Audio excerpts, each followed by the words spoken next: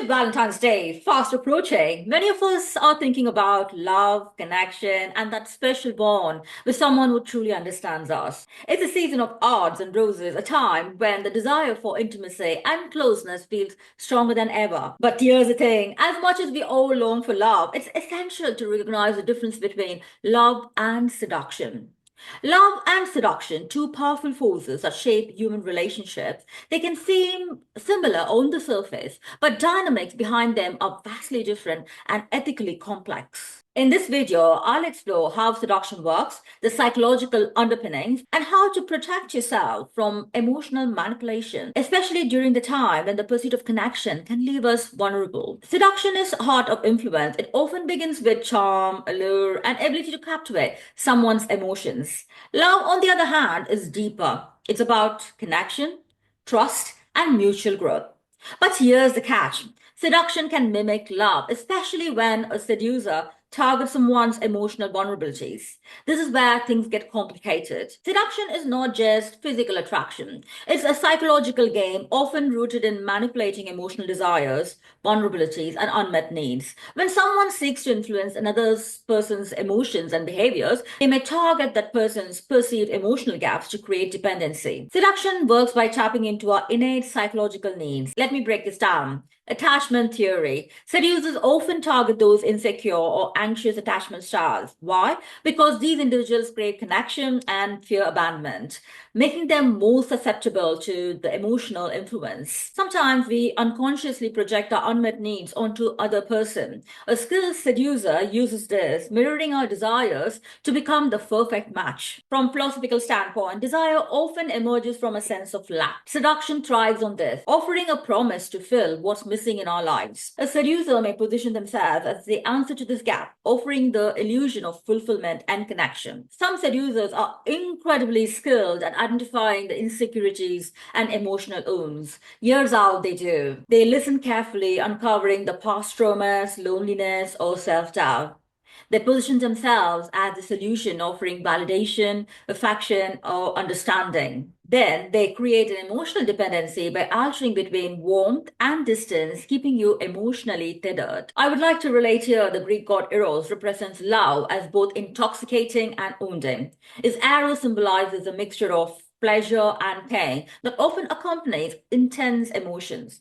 Falling in love or being seduced can feel like wound disrupting emotional equilibrium and creating an addictive craving for seducer's presence as a source of relief or fulfillment. When we fall for someone or feel seduced, we experience emotional highs and lows, a cycle of pleasure and pain. This disruption in our emotional balance can make us more vulnerable to the manipulations by the seducer. Someone who is completely happy, fulfilled, and self-sufficient is harder to seduce because they lack vulnerabilities a seducer might exploit. But here's the twist. No one is ever completely free of longings or incompleteness. A skilled seducer knows how to identify even the smallest insecurities or unfulfilled desires, creating a sense of connection through those openings. Seducers may have the unique ability to tap into desires, making even the most emotionally fulfilled person feel like they are missing something and offering themselves the answer to that need. When love is used as a weapon of seduction, it targets some of the deepest psychological needs we have: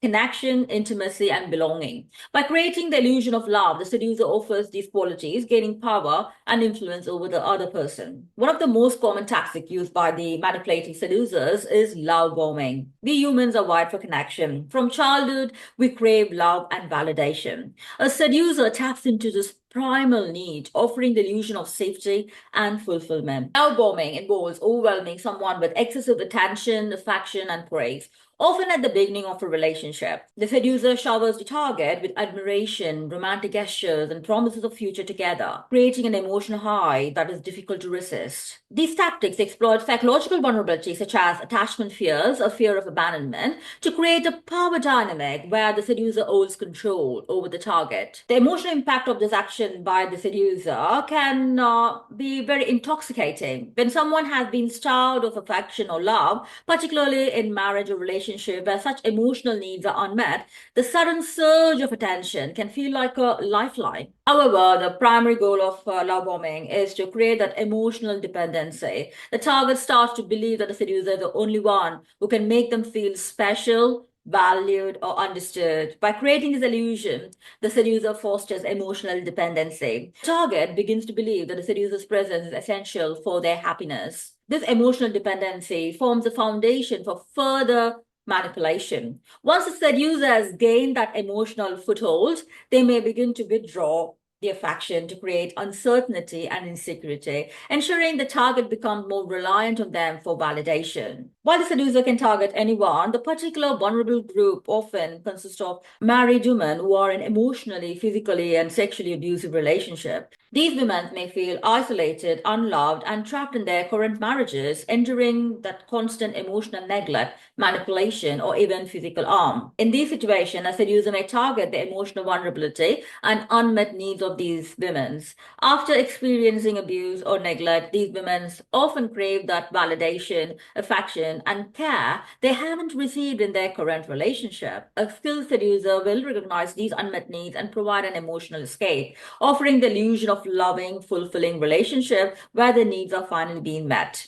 For these women who have been experiencing years of mistreatment in their marriages, the sudden overwhelming attention from the seducer can be a stark contrast to the abuse they have been experiencing. It may feel like a reprieve, like someone finally seen their worth and is offering them a way out of their emotional pain. However, this often comes with strings attached. The seducer manipulates the women's emotion by offering what seems to be a source of genuine love and care. But as the relationship progresses, the seducer might exert more control over the target, making the woman feel she cannot live without them. They may use guilt, fear, emotional withdrawal to keep her attached, reinforcing the belief that her happiness and well-being are tied to their presence. For the women who have been the target for the seducer, this emotional manipulation can be incredibly damaging. After years of enduring abuse, they may start to question our ability to navigate emotions and relationships. The seduction makes her feel special at first, but over time, the manipulative tactics can erode a sense of self-worth. She may start to feel that she's incapable of finding